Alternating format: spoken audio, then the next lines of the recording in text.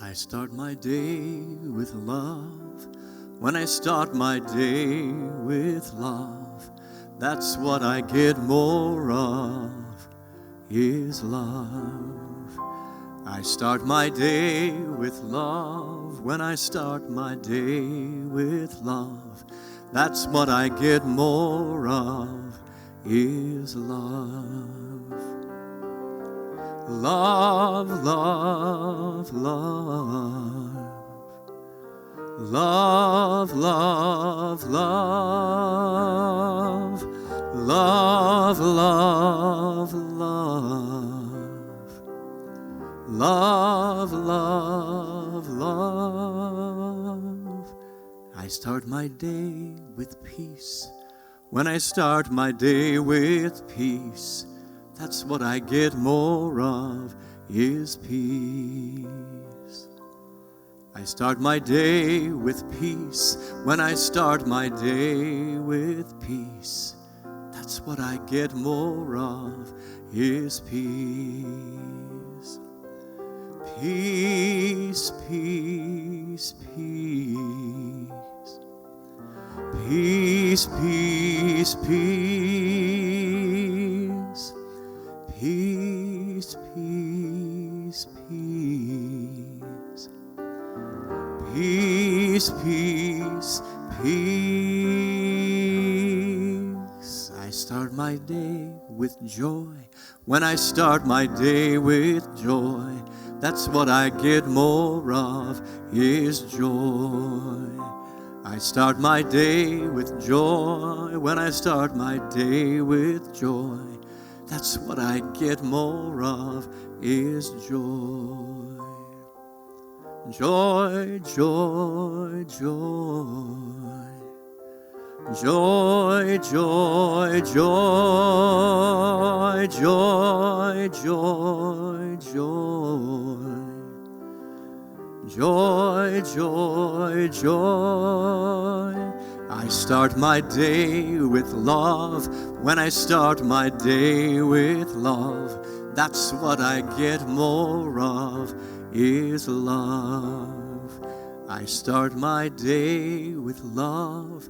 When I start my day with love, that's what I get more of, is love.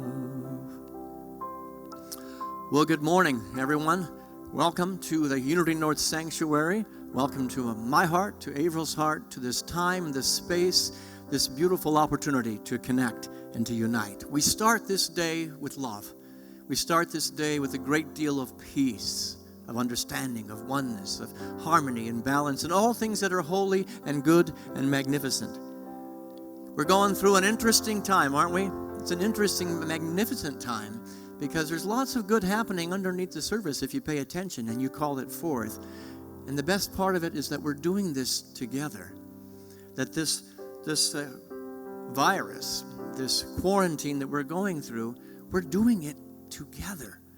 And we have stories to tell, and today's going to be about stories.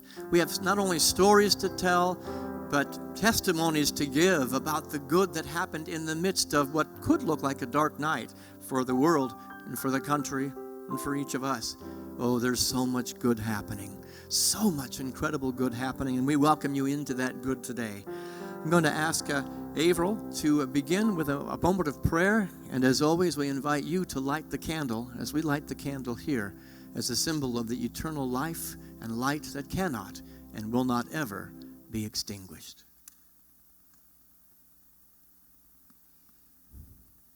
I invite you,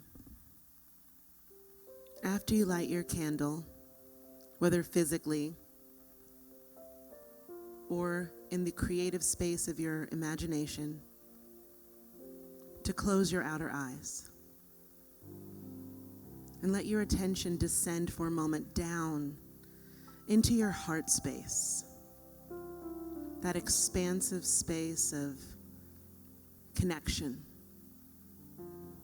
wisdom, and patience. Feel at this moment, regardless of the appearance of separation, that there is unity. And we are united heart to heart, soul to soul. We are one in health, wisdom, and abundance. And for this time to just pause and feel that connection, to feel our wholeness, we have so much gratitude. We see healing. We see many beautiful endeavors together. And we say, Amen, Amen, Amen. Amen. I start my day with love. When I start my day with love, that's what I get more of, is love. So today is a day of loving, and Avril and I both welcome you into this space and into our hearts. We're going to get right into the message. There'll be some announcements later on, but we want to get into the message today. And I want to begin with this quote from Janice Stanfield, a good friend, a musician, and a wonderful teacher. And Janice Stanfield has this to say: I cannot do all the good that the world needs, but the world needs all the good that I can do. Let's say that together. I cannot do all the good that the world needs, but the world needs all the good that I can do. You know, none of us is called to be a savior, but we are called to be the Christ. None of us is called to save the world, but we are called to bring ourselves into the field of this experience that we're having, not by accident, but by a divine appointment. And so I welcome each of you, whether you be a member of Unity North or checking us out for the first time, I welcome you into that divine appointment. Thank you for keeping that appointment and joining us today. You have brought good into this connection, into these airwaves, and we're bringing good to you, and the exchange of energy uplifts us all to a higher and more magnificent and beautiful place, because oneness is then restored in the common intention, the common consciousness, the common purpose. This is the final Sunday, the final talk in a 5-week series that we have been doing. And rather than give you explanation of what we've been doing, Julie Boniger, Reverend Julie, created a wonderful sermon bumper, as she calls it, to kind of just give us an encapsulation of what we've been doing. Here that video is for each of you.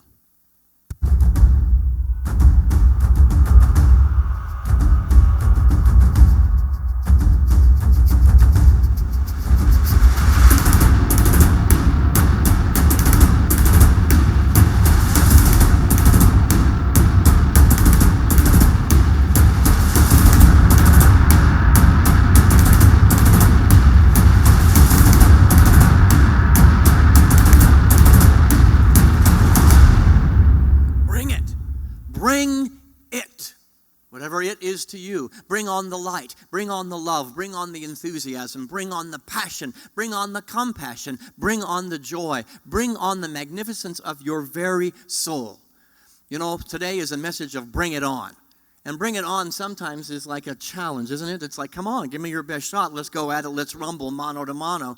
But the reality is, it's a whole different idea here today. This is the Christ essence, the light, the Buddha nature of your very being that's saying, let your soul, expressed as a human being, be in congruity with that which is true about you. So your essence, your light is saying, bring it on. Bring me that light. And so I thought before we get into the stories today, because today is going to be about a bunch of stories, I'd let this be an invitation.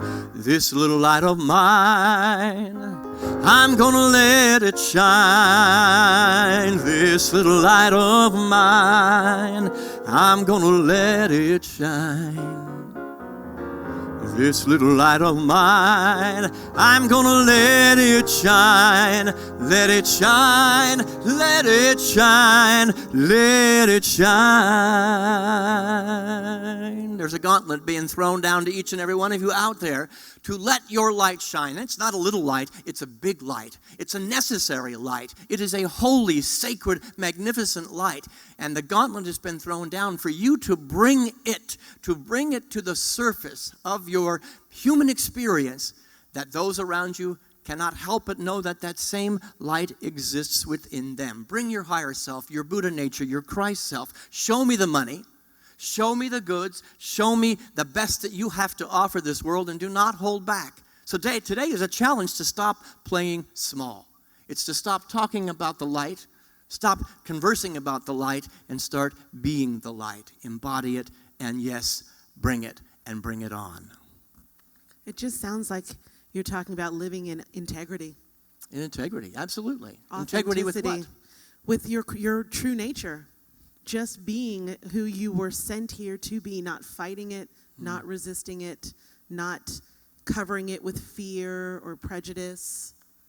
Exactly. There's a lot of people that talk a good game about the light, the religious system that they believe, the theories that they believe, the philosophies and the spirituality of what they are. But, there is a mismatch. You're not being in integrity with that. I think it was Emerson who said one time that who you are thunders so loudly in my ears that I cannot hear you. Now, ours is not a place to judge anybody, but it is ours to bring it and to bring the awareness of where I am out of congruity with synergy and balance and harmony, yin and yang, with the spiritual truth, to bring it to the surface and to the forefront. And so, as I mentioned, today is going to be a day of stories. And then I'm going to ask some questions of Averill, the questions that I'm hoping you'll be answering and asking online in the small groups that are meeting in Zoom. But story number one of my favorite stories. And with all great stories, they always begin with the words, once upon a time. Once upon a time, there was a monastery. Oh, and this monastery was a temple of enthusiasm and passion and joy and all that's good and holy. Everybody got along really well. And people flocked from miles and miles around to spend time at this monastery because the energy of that place was so profound, so beautiful. Well, years passed, many, many, many years passed. And they didn't know exactly what had happened. But some of that enthusiasm began to leak out. There appeared to be a general apathy that began to rise up within the brothers. The abbot was confused. He was frustrated. And everything he tried just couldn't get that spark. They couldn't get that spark back. People quit coming. Nobody came anymore. The monastery itself fell into incredible disrepair. And the energy fell very, very low. And so the abbot, in his confusion, went to his good friend. His brother, the rabbi, just up the street. And he sat at the rabbi's desk. And he said, brother, I don't know what to do. And he shared of the plight of the monastery.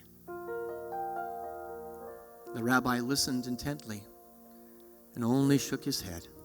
And when the abbot had finished his story, the rabbi simply said, I'm sorry, my friend. I don't have any answers for you. There's nothing I can offer you. But I will pray. I will pray for the brotherhood and for the monastery. And just as the abbot was ready to go out the door, the rabbi said, well, there is just one thing. There's one thing. I want you to know that the Christ is among you. The Christ is among you. The abbot thanked him. They bumped elbows. And he went back and he talked to all the other brothers in the monastery. And he told them of what the rabbi had said. Nobody quite understood it. And they went about their business, went back into their daily duties. But each one had a different thought that had been planted in their minds. Each one had a different idea. The Christ is among us? The Christ is among us. And they said, could it be the abbot? The abbot is so kind. He's so compassionate. He's so full of incredible love. Maybe the abbot is the Christ. But they went even deeper with that. Could it be Brother George? He works so hard. Brother George is the hardest working monk in the monastery. He is a man of service. Could it be that George is the Christ? Certainly, it couldn't be Brother Fred. Brother Fred is a grouch. Brother Fred is always complaining. He's always just grouchy about everything and never has a kind word to say about anything. But what?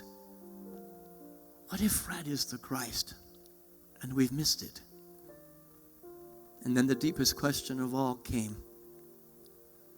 Could it be Could it be that I am the Christ?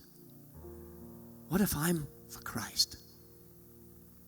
And the simple questions began to change the whole energy of the monastery. They were called to bring it, to bring that light with the hope and the expectation that maybe it was me, maybe it was you, maybe it was Brother Fred, George, or Brother Abbott. It didn't matter. Everybody treated everybody differently, and they brought the very best of what they had to offer in the hope that maybe the Christ was among them. Well, you know the end of the story. It didn't take long for that energy to shift. Everybody chipped in, worked more enthusiastically with each other, treated each other with a little bit more kindness and compassion, looked more deeply into the eyes of those that perhaps were frustrating at one point. And the energy began to shift. The monastery, all the repairs had been made, all the hearts had been mended, and there was a team again. And word got out to the entire kingdom. And people once again came from miles and miles around to feel the incredible healing energy that existed in that monastery. Once there was darkness, but simply because one person challenged another to bring it, to be it, everything changed. And so we are that monastery. We are called to look for the Christ. We are called to be the Christ. We've discovered so many wonderful and beautiful things about ourselves, and to not bring it is a disservice to the God that is doing business as you.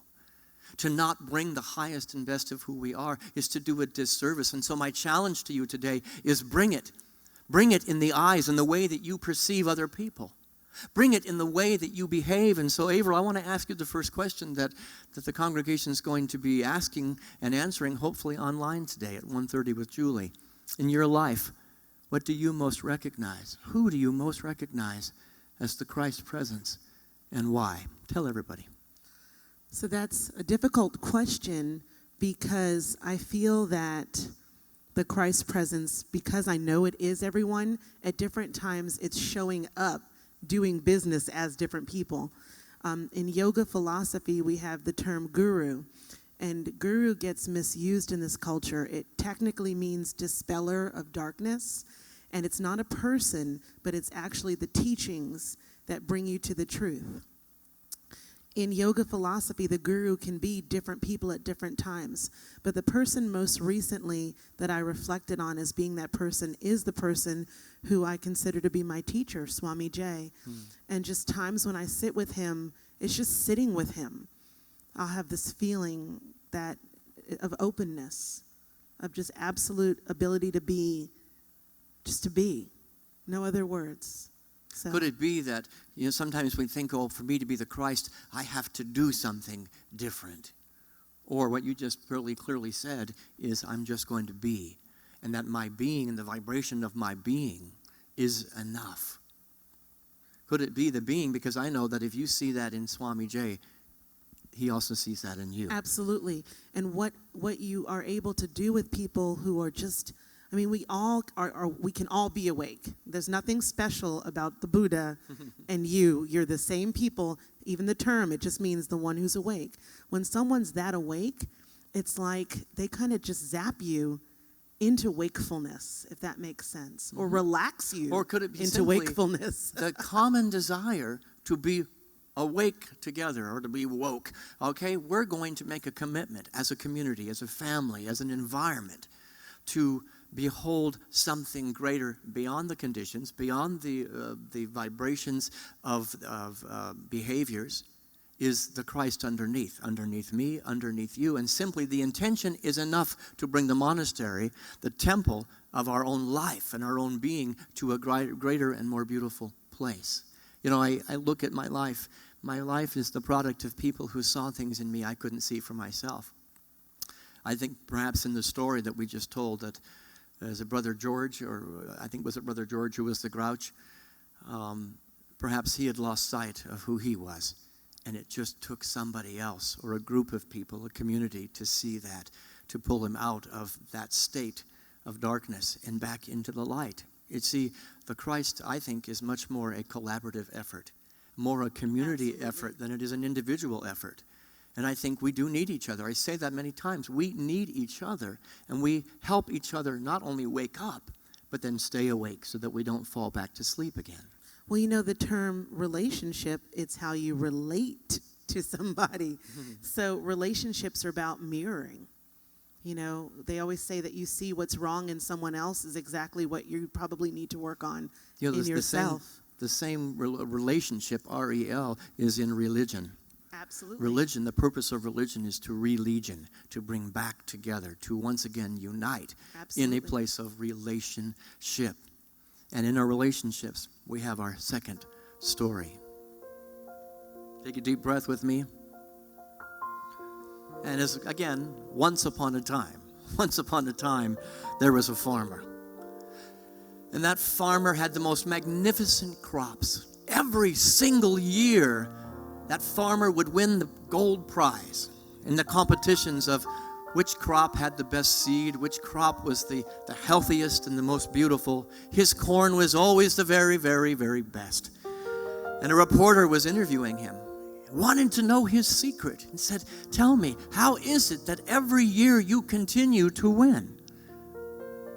And the farmer began to explain that every year after I win the gold prize, the very first thing that I do is I take the top best 10% of the corn that I have to offer, the very best that my crop has produced, and I give it away to my neighbors. I don't keep it for myself, but I give it away. And to the reporter, this made no sense whatsoever. How can that be? You're giving away the very best of what you have. And the farmer began to explain to the reporter, "You know, we live in a very windy place, and that wind blows. And as my crops grow and my neighbor's crops grow, that wind is cross-pollinating all of it. And we have so many wonderful, beautiful bees that are allowing that cross-pollination to happen, and they're going from one field to the next.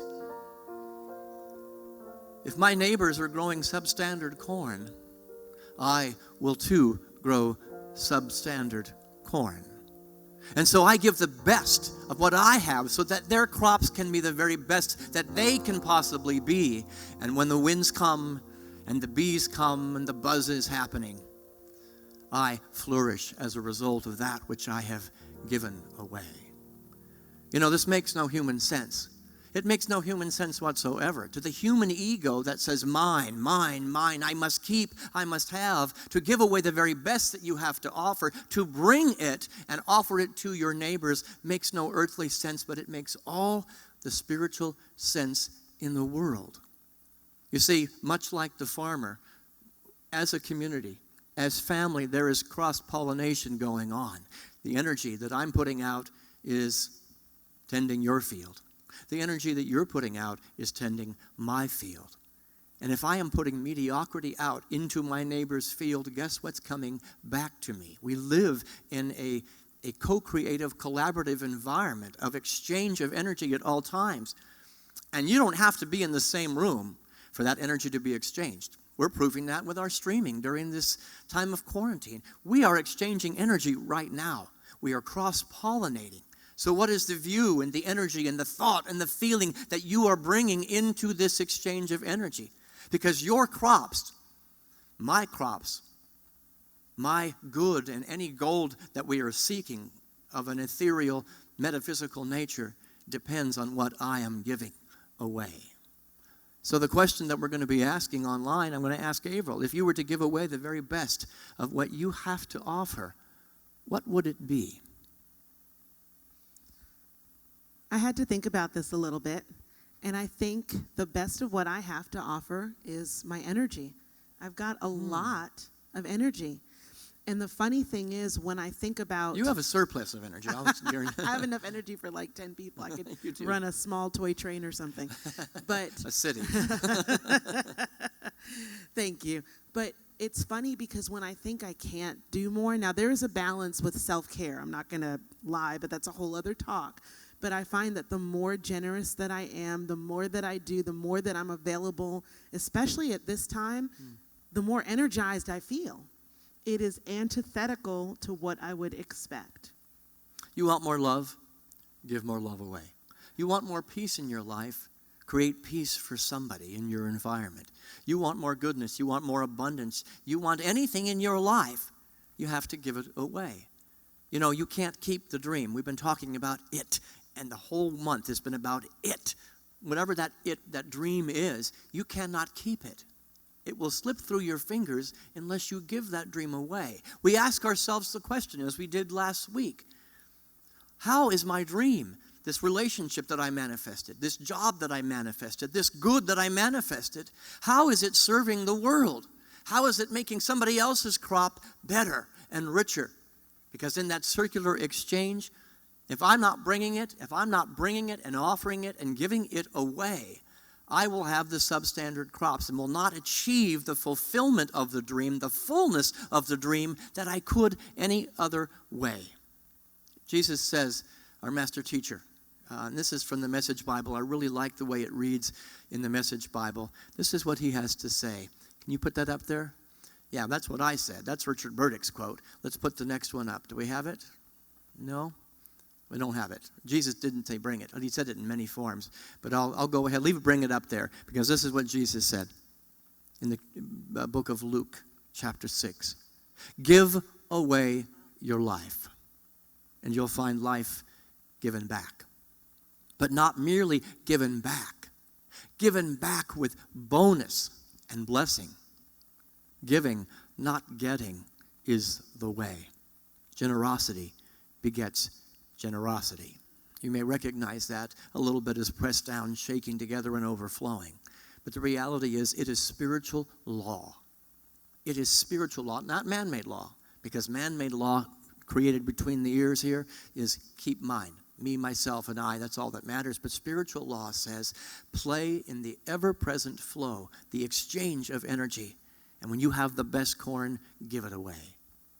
Now, many people use this as a time for tithing. I'm not going to talk about tithing, but I will invite you to just think about that if you want more prosperity in your life, the more that you share, the more that will come back to you. You know, I want to share a little bit that the Bible is one huge document that's talking about the evolution of human consciousness and how we need to return to those spiritual laws in order to manifest the dream, the life that we want. Right at the beginning of the Bible, Cain and Abel. Now, we don't believe in a God that is blessing or punishing because God knows only blessing. But either we're cooperating with spiritual law or we're not. Cain was the farmer. He was called to till the soil. All the fruits and vegetables that they were eating, metaphorically, was his responsibility. He'd been given a great deal. And when the time came to say thank you, to bring back to God, the universe, the cosmos, he brought a very small bowl of fruit, a relatively small gift, a relatively small sacrifice to make for someone who had the entire earth to farm. And as the story goes, of course, it's all allegorical, God was not too pleased with Cain and had some harsh words for Cain. We don't believe in a God that punishes, but we do believe in a spiritual law that says mediocrity out, mediocrity in. The bottom 10% of your corn out, the bottom 10% coming right back in the cross-pollination. Now Abel, on the other hand, Cain's brother, and both Cain and Abel exist within us. But Abel was a shepherd. And what is the most prized possession of a shepherd? The firstborn lamb. And when the time came to say, thank you, God, when the time came to give back, Abel brought the firstborn lamb as a sacrifice. Now, again, we don't believe in a God that asks us to sacrifice any life. But we do believe in a cosmos, a field that asks us to bring the very best that we have, the juice, the top 10%. And if we know the story, Abel received some very kind and beautiful and loving words from the universe. You know, there's the story of Abraham and Isaac. It's the same story. There is no God that's going to ask us to sacrifice our children. Although there are days I might wish. Abraham and Isaac is simply an allegorical, metaphysical teaching that says, bring me your best. this amazing gift of life that you have been given, the talents, the creativity, the wisdom, the intellect. Everything you are, bring me the top 10%.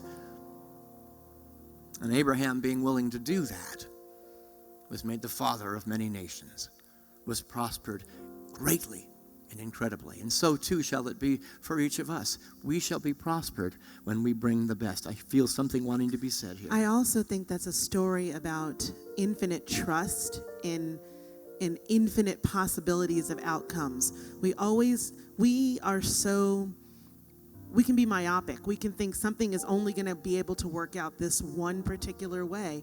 But if you believe in a God, that a consciousness, a universe that is infinitely more intelligent than you are, than I am, why aren't there miraculous possibilities available to us?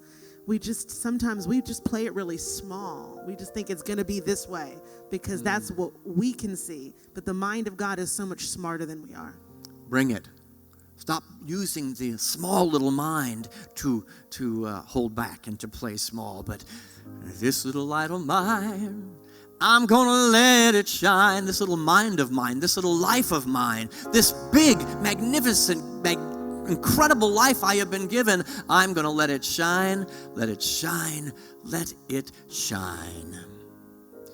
You know what? I've lived these principles, and the more I give away, the more I have. And so I'm going to continue to do that. Another story I want to share with each of you. Another one of my favorite stories. I won't start this one with Once Upon a Time, but I will tell you about Dr. Papadopoulos. What a name, huh? Dr. Papadopoulos was a collegiate professor teaching classes before masses of students. And one day, Dr. Papadopoulos had finished his lecture and was just about done.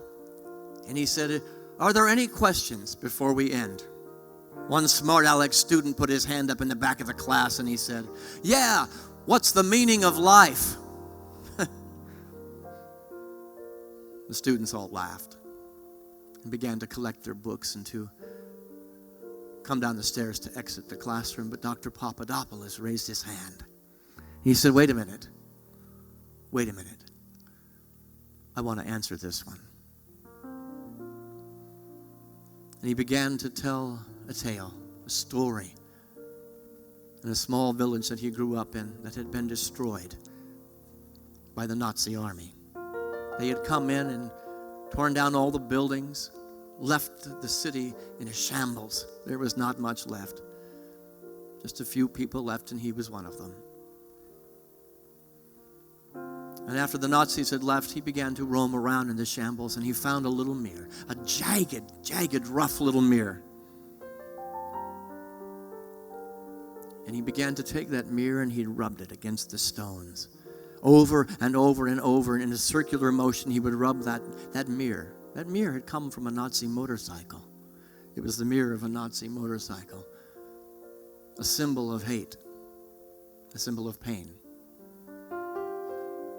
But he turned it into a little smooth, round mirror. And began to tell the students in the class, I began to play a game, and I realized that if I held that mirror just right to the sun, that I could catch the light.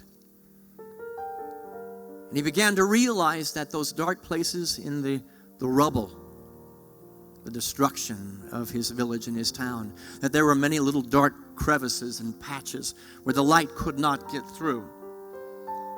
And Dr. Papadopoulos said, I began to play the game of catching the light and holding it just right, that I could bring light into those dark places. Everywhere he went, he brought light into the dark places. And he told his students, your silly question that got a laugh, what is the meaning of life? Let me tell you, that is the meaning of my life. And that everything I have done from this moment, from that moment of that mirror, that symbol of pain and darkness, the meaning of my life has been to bring light everywhere I can, understanding that I am a mirror, just like Avril said. I am a mirror. And that where there is darkness, if I bring the consciousness, if I bring the desire, if I bring the commitment, I can too catch the light of something far more tremendous than just myself. and I can bring light where there is only darkness. And the world is a little brighter place, even in the midst of rubble, because I am willing to shine that light, to bring it, to share it, to express it, to sing it, to dance it, to teach it, to live it at the highest level. This community that we have celebrated, the birthday of this magnificent building, it's not about a building. It's about people who were willing to, even in their dark night, to find the shreds of what is possible and to bring it on, to bring the light on in such a way. And so my question I want to ask Averill, and I ask each of you, is how do you shine light? How do you bring light into the dark places of this world? First, I want to say that listening to that story about the light makes me think about that little bit of Rumi. The wound is where the light goes in. Say it again. The wound is where the light gets in.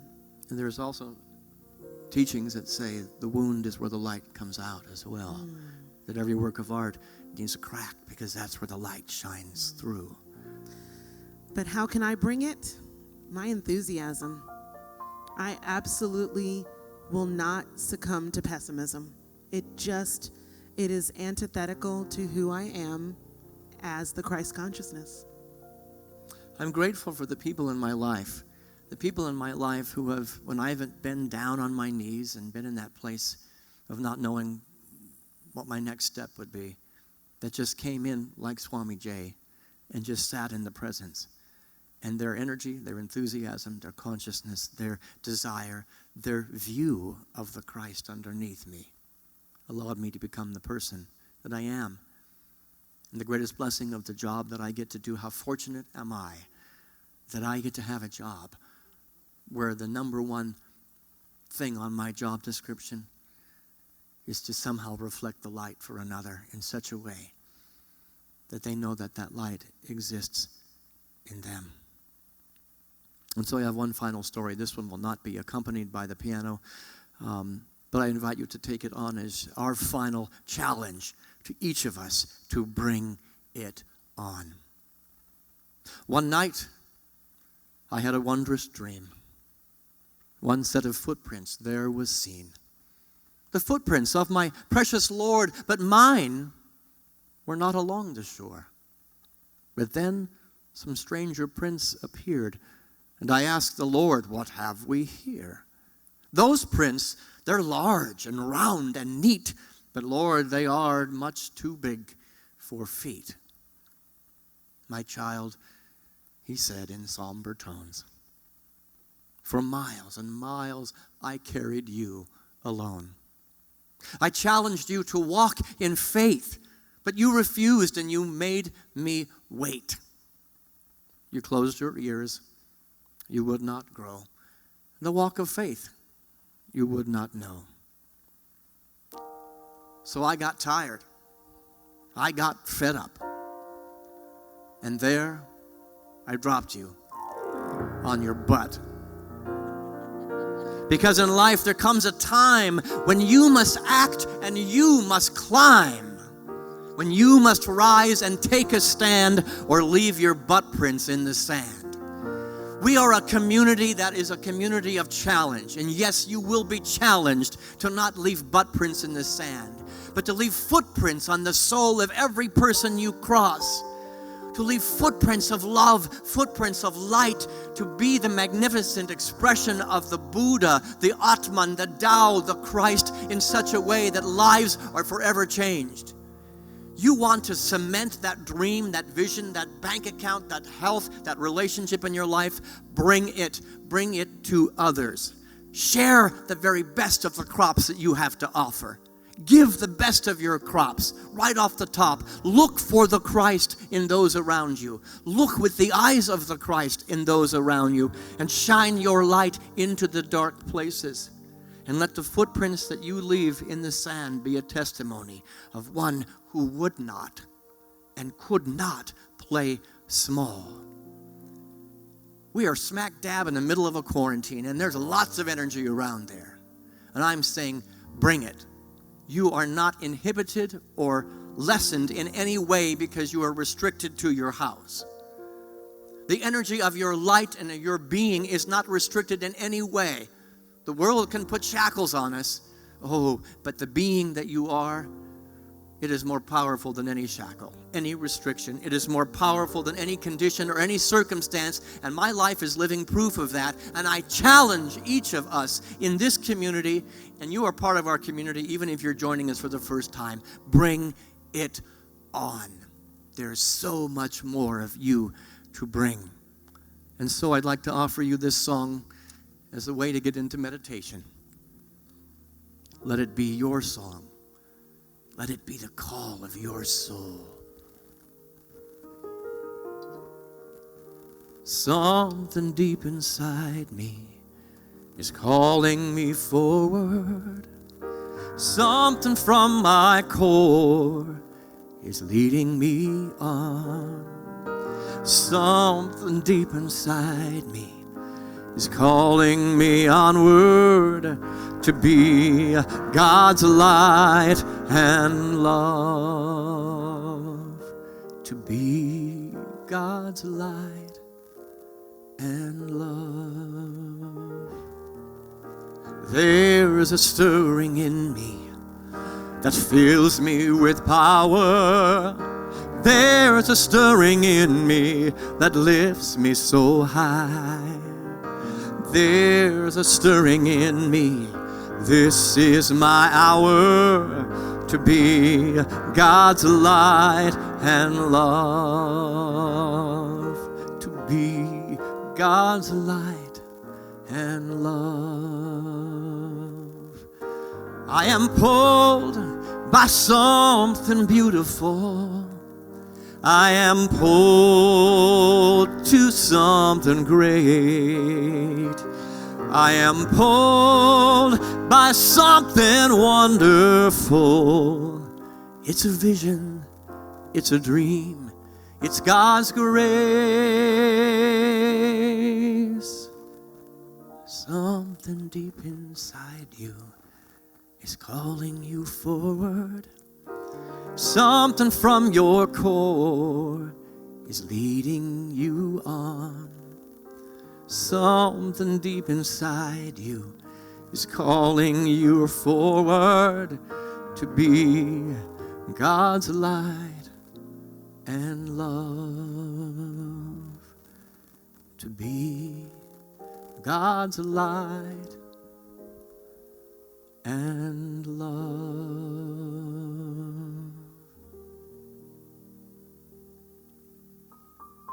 I invite you to once again close your outer eyes. Bring your attention inward and feel yourself as embodied. Be aware of your body, aware of the ability to move the body, but you're not using that ability at this time. Let your awareness start at the top of your head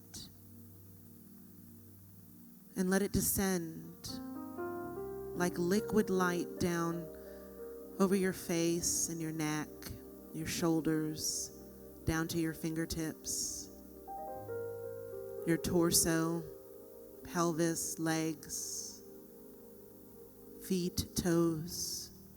Feel the body as one and integrated in stillness.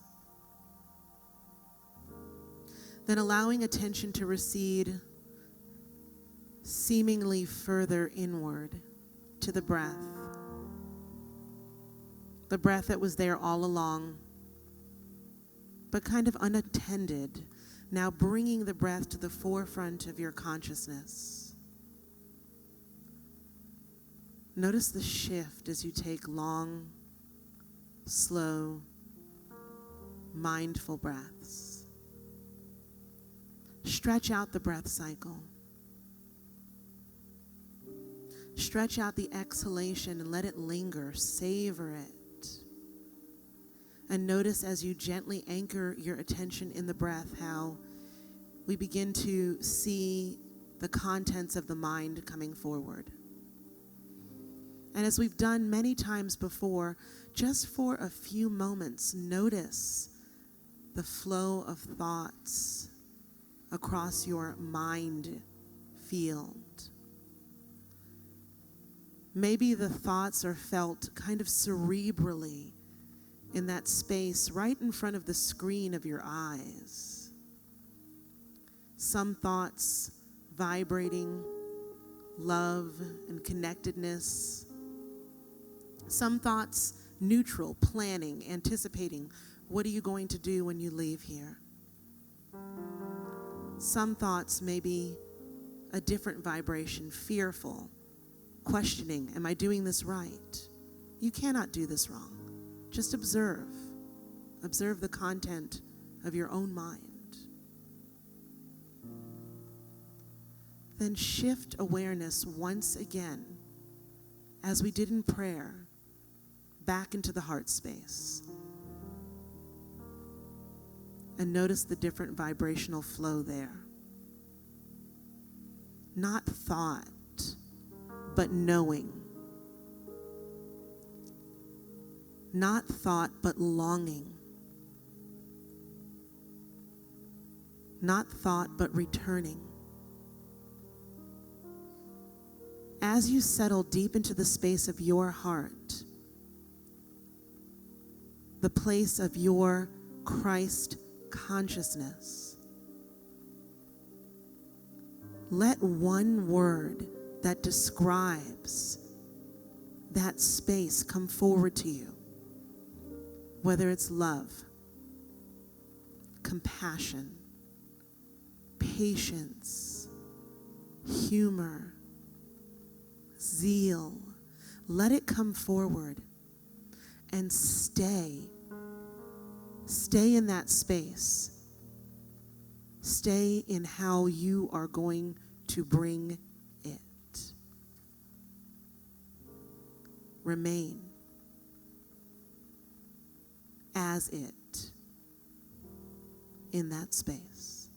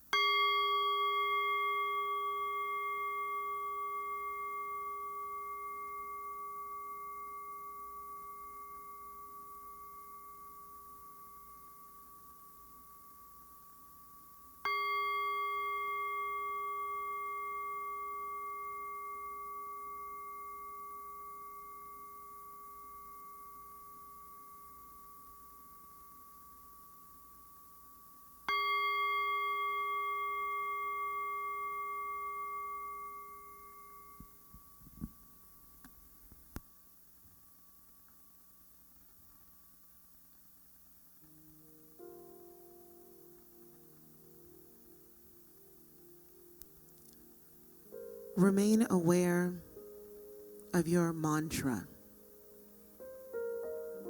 your declaration, your expression, which is one and the same with the center of consciousness.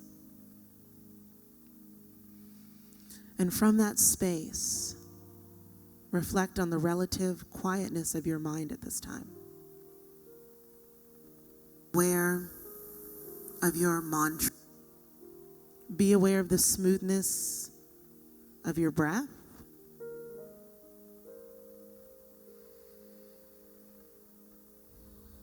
Feel the stillness of your body. And bring that back with you. That is who you are. Bring it as you gently open your eyes. I am pulled by something beautiful. You are pulled to something great. We are pulled by something wonderful. It's a vision, it's a dream, it's God's grace.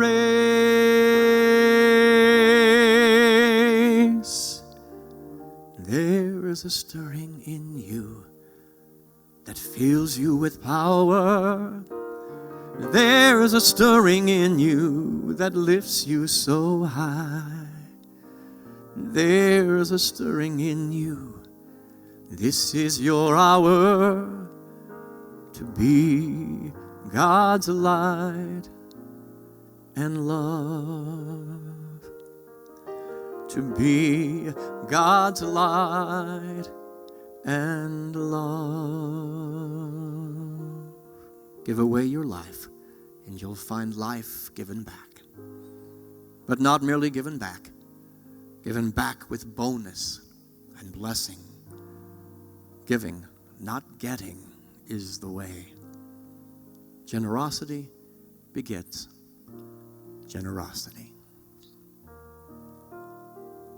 Bring it.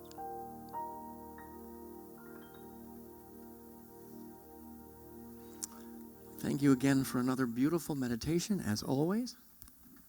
I love you. I love you too. And we love each and every one of you. And I have to tell you, the longer that this quarantine goes, the more that I miss you. I have been making many, many phone calls, and I know many of you have been doing it as well. I challenged our board of directors yesterday, or a couple days ago, within your circle of friends, make the call. Make a call or two. And I was so blessed that David Pritchard actually included me in his circle and reached out. And it meant the world to me that a member of our board reached out to me. We belong to each other, folks. And we're bringing it together as a community and as a family. And we have everything we need to get through this, but not just get through it and survive it. There's thriving going on. Share the stories. Share the light. Be the light. And the monastery that is Unity North Atlanta Church will only be stronger and richer and more beautiful on the other side of this. I want to let you know just a couple of quick announcements. All of the reports for our annual meeting was going to be today.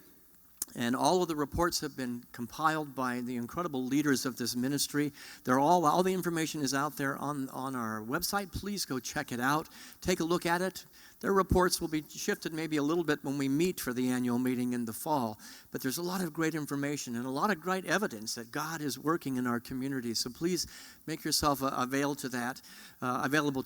And we want to let you know that this is the last day. I know with the virus going on in the quarantine, it's been a little challenging to verify our membership, but that's how we plan and organize. And so today is the last day that you can go online and verify your membership. If you have trouble, call somebody. They'll help you do that. But it's right on. You can do it on Facebook. You can do it on the website. There's 100 different ways to do that.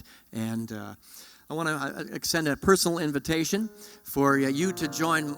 Jenny Scott will be with us. Jenny Scott is one of our licensed Unity teachers. She's going to be with me next Sunday, and she's got some juice. She's got some juice about what she wants to share, and the two of us are going to have a wonderful dialogue. Averill will be back on Easter morning. I want you to pay careful attention to Easter week, because tomorrow night I'm going to be creating a video for Wednesday, Thursday, Friday, Saturday, and Easter morning for this congregation as we walk the footsteps of that Christ essence. May I say something? Please. So, Facebook Live, how we stream this, and Unity North has tried to ask you to do this, but if you watch while you're watching and you share this video live on your page, it'll open it up so everybody else that you know is going to know you're watching a video. so we can create this amazing lattice of people, especially on Easter morning, watching. So when you're watching, hit share and share this live. I cheated today, and I have my phone down here, and I've been waving at everybody and saying hi to people. Cool. And it's so cool. I mean, it's now, like wait a they're minute. here. Are you telling me that they've been talking during the message Oh, today? yes. Oh, we've been talking. I'm glad you're Diane talking. Rose Kelly. We like chatty Cathys. We like these ideas not to live just in a stream or live in this room, but to be carried out. So talk about them, share them, challenge them even. If you didn't like something that was said, challenge it, because it only makes us all go to a richer environment. So not only are we asking you to share and to like this stream, but we're asking you to also donate. You know, this is a challenging time for churches everywhere, and we're not an exception to that rule. And so the generosity, yes, we're grateful to each of you on the consistent giving program, but we're not having baskets passing around the sanctuary these days, and the only way we have to do that is to text to give. And as Wes puts that back up on the screen there, it's there. Please know that we are so grateful for every little bit that comes in, because it's allowing us to be strong, to be solid, to remain a prosperous organization. We know that God is our source, but sometimes God does business through text to give. Sometimes God does business through your generosity. I'm going to invite you that if you enjoyed the stories and the meditation and the sharing today, to give just a little bit extra, because it's really making a difference as you remember your community. And so as you take that time to do that, we're going to sing that song, and we're going to sing it perhaps more deeply than we've ever sung it before. I am so blessed. I am so blessed. I am so grateful for all that I have. I am so blessed. I am so blessed. I am so grateful. I am so blessed. One more time. I am so blessed. I am so blessed. I am so grateful for all that I have. I am so blessed. I am so blessed. I am so grateful. I am so blessed. Some of you may be wondering, I didn't mention it earlier, we were going to have the band with us, and the singers, and Julie and Danielle were going to be with us today. But we made a decision that until this is under control, we want to keep those very precious members of this team safe. Not that we're not safe here, but the fewer people in the room, the more chance we have of getting through this in a timely Sanitize manner. the microphone. I want you to know, as she brought out the sanitizer and sanitized every square inch of her with space. the hospital grade stuff. I did the same, but not nearly as efficiently as Averill did today. Oh, take a breath with me. I was very led to close with this as our closing prayer, as our closing song. And it's been a while since we've done it together, but I think the world needs this song right now, and it needs the consciousness. So wherever you are right now, go ahead and hold hands with yourself. Sway if you want in front of your computer, but it's been a while since we've sung Let There Be Peace on Earth. Let it begin with me. It seems so important with our talk today to bring it. Be the peace that you want to see. Please join me, and right where you are, sing. Let there be peace on earth, and let it begin with me. Let there be peace on earth, the peace that was meant to be, with God as creator, family all are we. Let us walk with each other in perfect harmony. Let peace begin with me. Let this be the moment now. With every step I take, let this be my joyous vow, to to take each moment and live each moment in peace eternally. Let there be peace on earth, and let it begin with me. The light of God surrounds us. The love of God enfolds us. The power of God protects us. The presence of God watches over us. Wherever we are, God is. Wherever I am, God is. God is right where you are. God will be here Wednesday night, 7 o'clock. Michael Burke and I will be doing the service. Thanks so much for joining us. Have a blessed and beautiful rest of your weekend.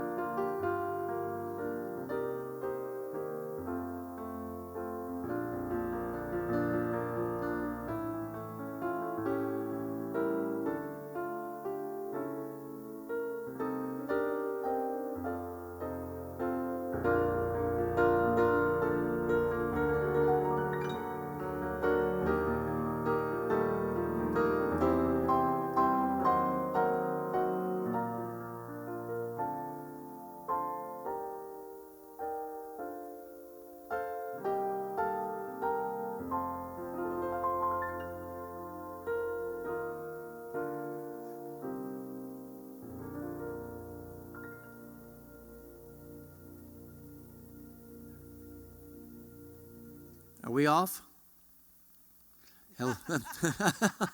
I waited so long. I love you all. Have a blessed, beautiful week.